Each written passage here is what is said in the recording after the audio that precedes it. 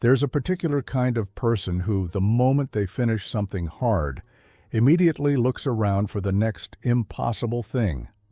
Most of us don't understand that instinct. We file it under reckless or restless, or something that therapy might sort out. But every once in a while, that instinct produces something worth watching. Greg and Katie have been building their lives according to that instinct since 2018, and right now, on 300 acres of burnt-out wilderness in the northern reaches of British Columbia, they're betting everything on it one more time. This is the channel that quietly became one of the most genuine homesteading stories on YouTube. No TV deal, no production crew, no safety net, just two people who refused to do things the normal way, and a camera rolling through every single thing that went wrong because of that choice. But if you've been watching closely, you'll know something shifted. The story changed, the land changed, and for a significant chunk of their audience, the questions started piling up. So here's what actually happened. The version of Greg and Katie that most people know started in 2020. But the real story begins in 2018, when they bought a piece of land in southeastern British Columbia that most people their age would have considered completely impractical. They weren't coming from money. They weren't escaping a corporate burnout or acting out a fantasy born in a weekend seminar. They were two people who had looked at the standard path, the mortgage, the suburb, the 25-year plan, and quietly decided it wasn't for them. They'd met as roommates, which tells you something about the kind of people they are, not the types who need everything arranged perfectly before they start. They figure it out as they go. The land they bought was raw. BC wilderness, southeastern corner, terrain that doesn't apologize for itself. And rather than hire contractors to build something livable fast, they moved into a converted school bus, what the off-grid world calls a schoolie, and started working. The bus wasn't a content strategy. There were no cameras yet. It was just where they lived while they figured out what came next. That detail matters more than it might seem. It tells you something about the gap between who Greg and Katie actually are versus how off-grid YouTube can sometimes look. Polished couples performing simplicity for an audience that doesn't know any better. These two were doing it before anyone was watching. March 2020. The world shuts down and YouTube's watch time goes through the roof. Greg and Katie launched their channel into that exact window, not because they timed it, but because they were simply ready to start sharing what they were building. The content was documentary style before documentary style was the play. They filmed the structural mistakes, they filmed the days where nothing worked. Greg troubleshooting something he'd clearly never encountered before, that particular expression of focused uncertainty, became a kind of recurring signature. Katie brought an energy to the channel that kept it from ever feeling like a how-to tutorial. It felt like watching real people, which is exactly what it was. The cabin on their 10 acres took shape over years of filming. A functioning solar setup that ran a fridge, freezer, and washing machine, all built by hand. A power shed, goat enclosures, vegetable gardens, water systems, each one documented from the point of confusion through to completion. Viewers weren't just watching progress, they were watching a philosophy take physical form. And the audience grew steadily to reflect that. By 2024, the channel was approaching 180,000 subscribers, had accumulated over 64 million total views, and had built out multiple revenue streams: YouTube ad income, a Patreon, merchandise, affiliate partnerships. Third-party estimates put the combined value of their property and online business at around 1.6 million Canadian dollars. The two people who had rejected the conventional path to financial stability had quietly arrived at financial stability by a completely different route. Here's what tends to happen with channels built on authenticity. The moment something looks like it might be a content decision rather than a life decision, the audience notices, and they don't forget.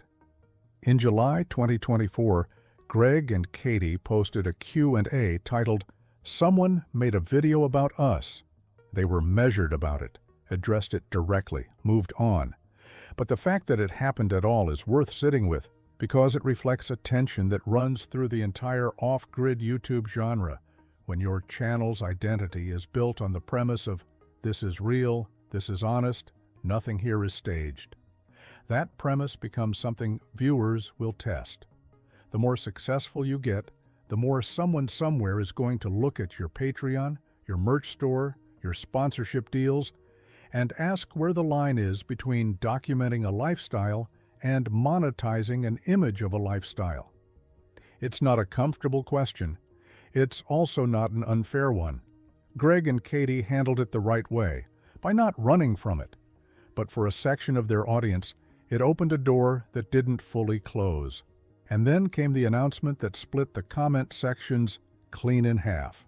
After building everything they'd built, after years of establishing that specific cabin on that specific land as the anchor of the whole channel, Greg and Katie revealed they were leaving it.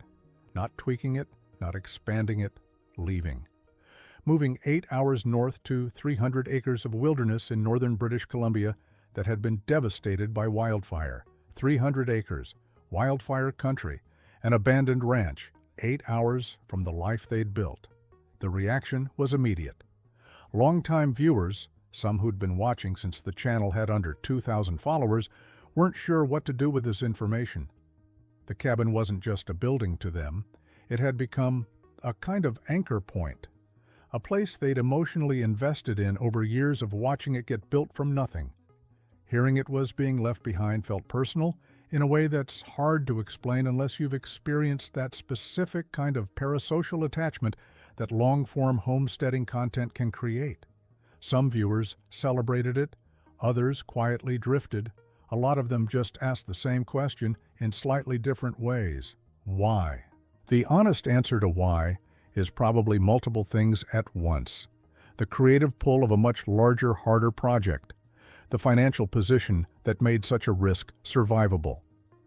And something that's harder to name, the fact that for certain people, finishing something genuinely isn't the point. The point is the building. But whatever the motivation, the new land didn't ease them in gently. They moved their entire farm, goats, equipment, tools, solar hardware, 8 hours north to a property with no existing infrastructure. Their own words for the experience: stressful, chaotic.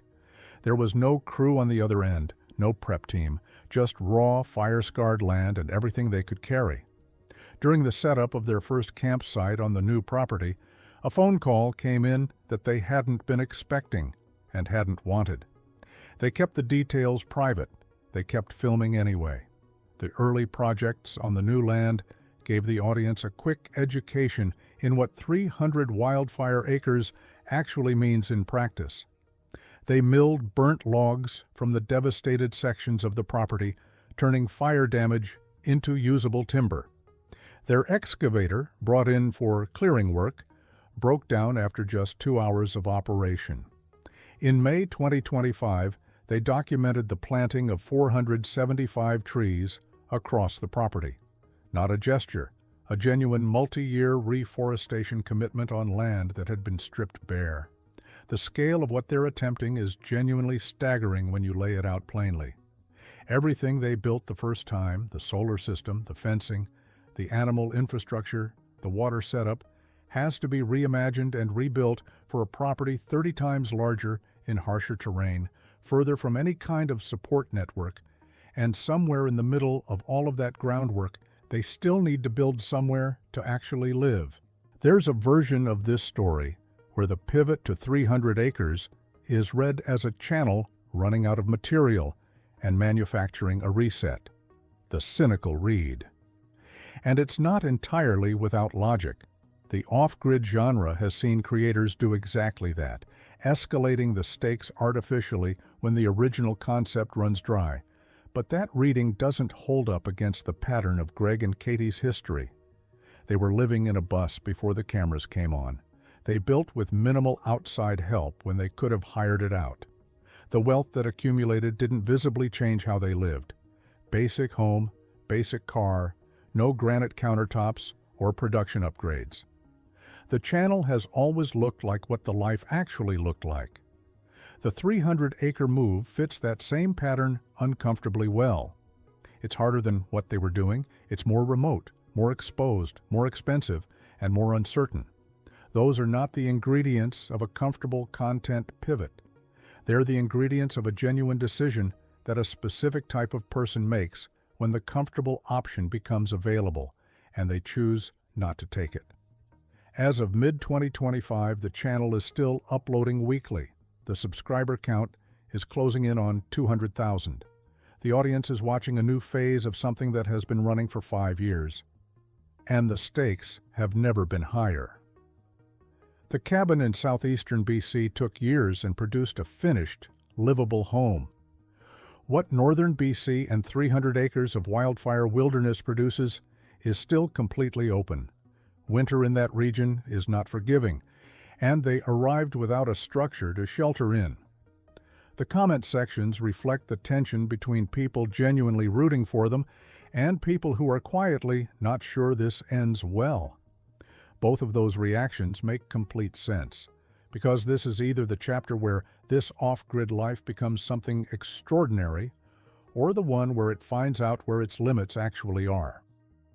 Right now, on scorched ground 8 hours from where they started, Greg and Katie are still filming either way.